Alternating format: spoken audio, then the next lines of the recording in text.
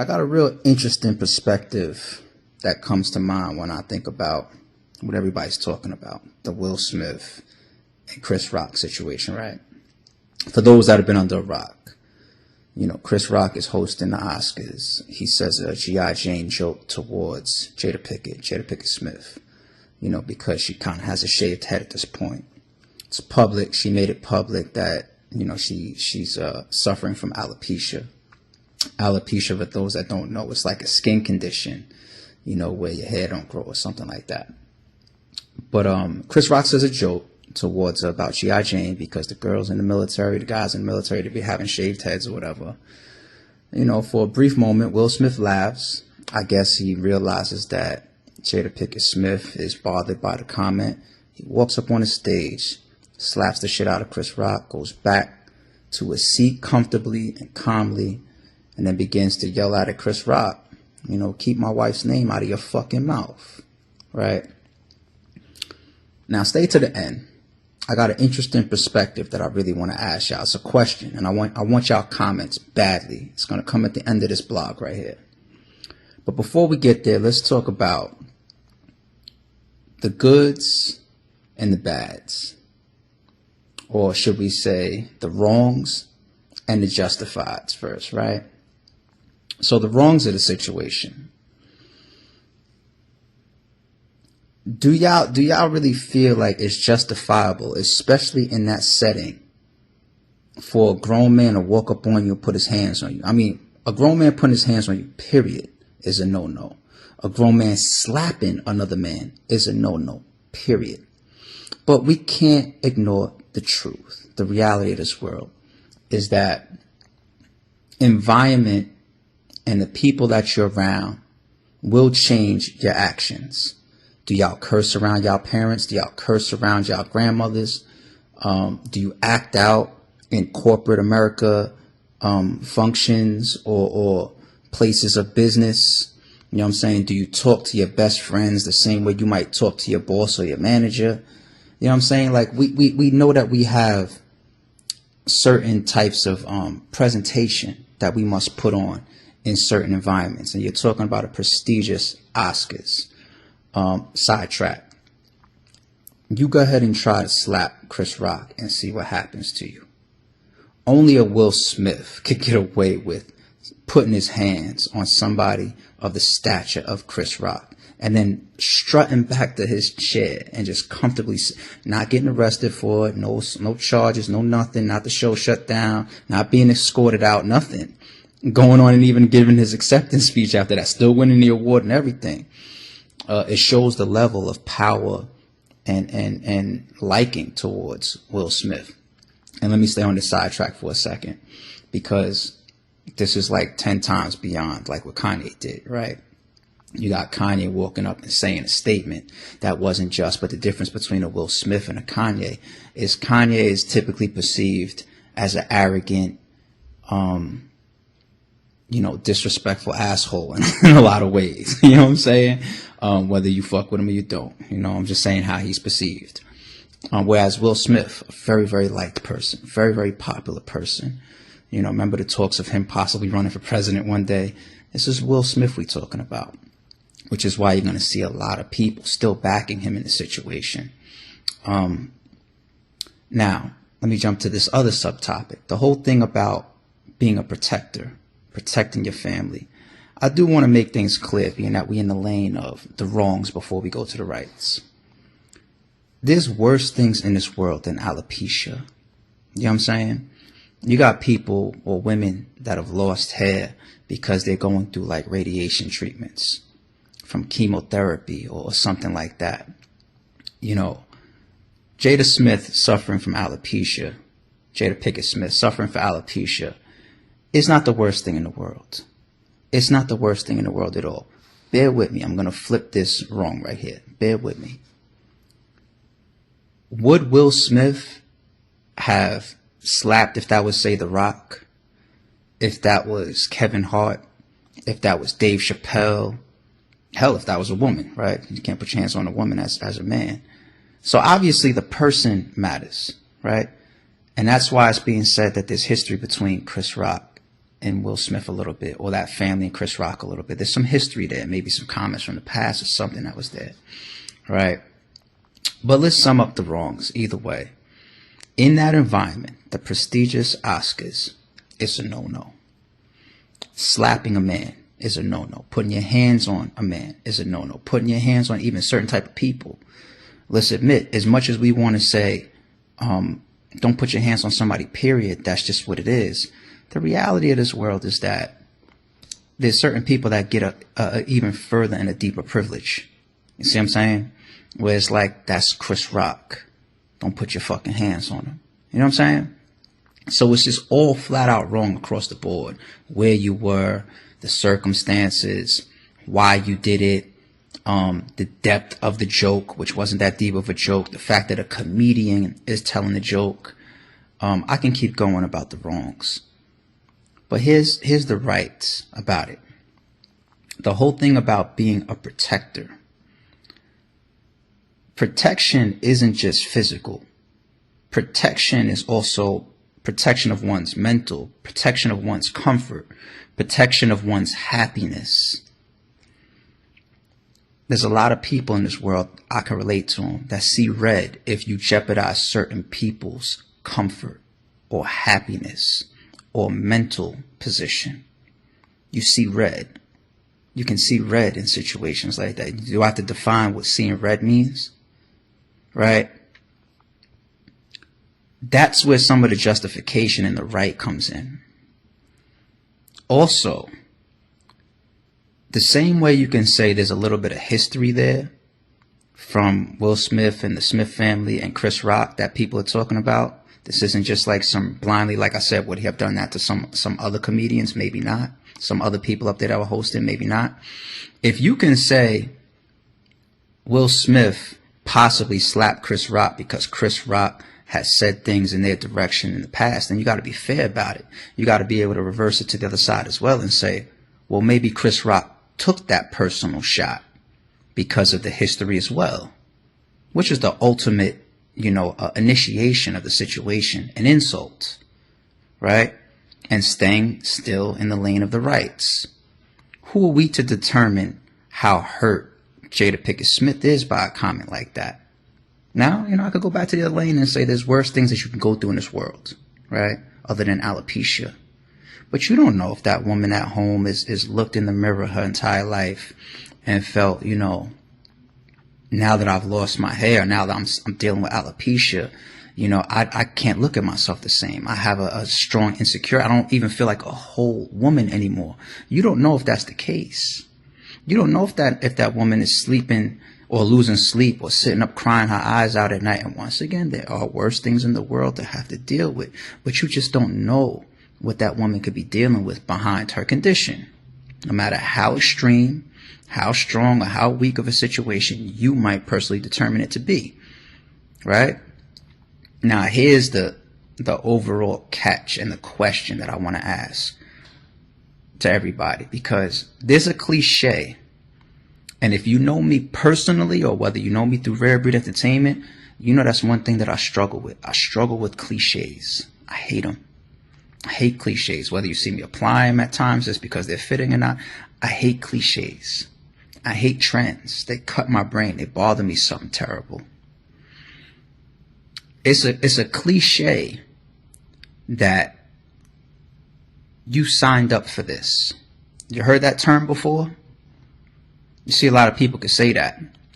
Like, as a public figure or as a famous person or as a successful person, this is the type of stuff you sign up for. You sign up for the jokes or the criticism or the backlash or the certain levels of disrespect that you just have to develop the thick skin for, right? My question is, who wrote that rule? And who accepted it as law? It's a cliche, and it's kind of said, as a standard. It's said so common. I feel like somebody that can say that and apply that is a weak person. It's probably somebody that hasn't lived up to their personal potential, or maybe they have some insecurities or lacking of in their own life. what makes you think that you could just look at another human being and say, because you have this beautiful wife, or all this success, or all this money, or all this fame, or all this power, you need to be subject to my disrespect, or my ridicule, or my harsh criticism. You need to be subject to that. Because I know you. You don't know me, but I know you. And because a part of you has lived out in the public, this all has to come. Who wrote that rule? And did a bunch of successful, powerful, famous people get in a room and accept that as law? Because I would never accept that. I would never accept that. I would never tell myself, because there's a piece of my life or a piece of my business that is in the public, with that, I have to automatically accept all these other things that are negative or potentially harmful or hurtful to me or mine. Who accepted that rule and who wrote it? Nah. These are still human beings. And here's what I really believe about the slap. It said that. I think it's clear, especially if you listen to Will Smith's acceptance speech. That slap wasn't just for Chris Rock. It didn't just, that's let me go slap somebody energy didn't come only from Chris Rock or Chris Rock's joke. That's pent up energy. Like Will Smith said that in his speech about, I know as a, celebrity or being, you're supposed to be smiling or whatever he said to that effect. It's the same point that I'm making about a fucking unwritten rule that became law in some of these people's eyes, and they tout it and they carry it as if it's correct. It's just a cliche. Cliches don't make them, just because it's a cliche doesn't mean it's correct. You know what I'm saying? Like that's just a horrible, weak mentality that with that you have to just automatically accept.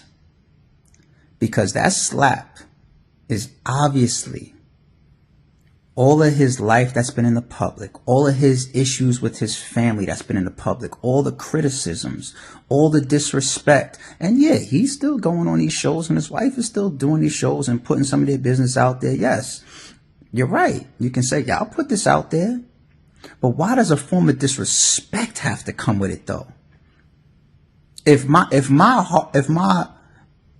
shortcomings or if my hardships are made public, whether by me or by somebody else, even if they come to you as just another form of entertainment, why do you need to return that to me in a form of disrespect? Chris Rock got slapped for thousands or millions of tweets and talk and pent up energy, because you want to know what happens? These famous people and these celebrities and these powerful people and these sports players or whoever, they get this type of ridicule and disrespect and criticism for years and years and years, and they could never see these people. It's never done to them in their face. I just went downtown shopping this past Saturday, minding my business out in the street, not bothering nobody, just by myself, having a good Saturday, enjoying the weather, going from store to store, just shopping around, window shopping in certain stores, other stores, enjoying my little sneaker run, minding my fucking business. I crossed paths with these water boys and these hustlers on the street, and they know me. Yo, ARP, you're a legend. Tell me I'm a legend.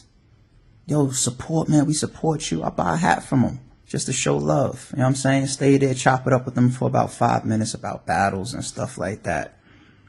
That's the type of interactions I always get face to face. If I cross paths with somebody in a mall or a movie theater or in a street or a gas station or anywhere, it's always love. It's not till I get online or look at a comment section or a tweet or something where I can see disrespect. And that's my point about Will Smith. All the disrespect that has come towards him and his family. Now here goes somebody that's in front of me that I could release in a physical manner my aggression and my frustration and my emotion about me interpreting what you're doing right now as disrespect. Chris Rock got slapped for millions of people just now. Real shit. And it's fucked up that people just automatically assume that. Like, you have to accept this. Nah, you don't. You don't have to accept it. You don't have to automatically say this comes with it. Make me a millionaire. So that means that with that comes disrespect. I don't know how LeBron has done it.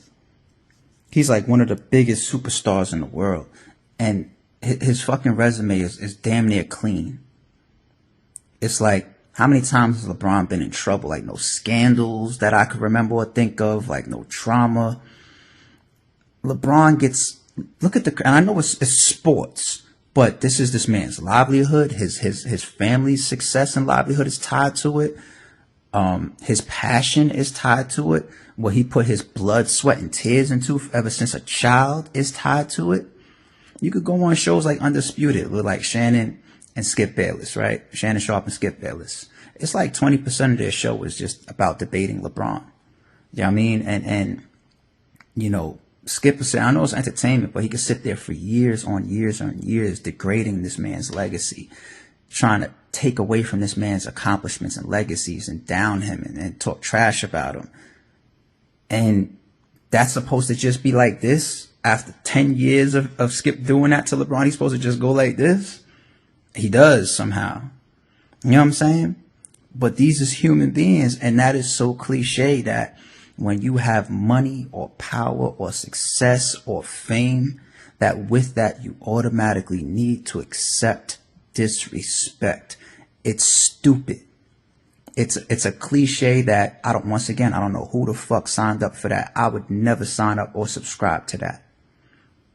Actually, what I will offer back is, if you feel that because you are successful, you worked your ass into a certain situation, or because you were born with a God's gift or a talent, or because you made yourself rich or famous, whether, I don't care if it's some overnight success or you just worked on, you know, Kevin Hart was broke once upon a time, right? Asking his own mother for rent. He's told stories about it. Busted his ass and worked on his craft and got to a certain. If you feel like getting into these positions of being rich or famous or powerful or whatever should come with a disrespect, then you want to know what a new cliche adaptation should be? Just for being born, it should be a rule of doing unto others. Because that's a cliche, right? But just accept that just from being born then. Just from walking this God's green earth. Why would you not want to be able to deal out the same things that you could accept back? Why? Because they have a lot of money and you don't? Why? Because they're famous and you faceless? Makes no sense to me. And that's why I think that people that have that type of mentality are rooted in weakness and some jealousies as well. At the Oscars, big business going on, television. Oscars is a place for a lot of things. Can't put your hands on that man, let alone a slap.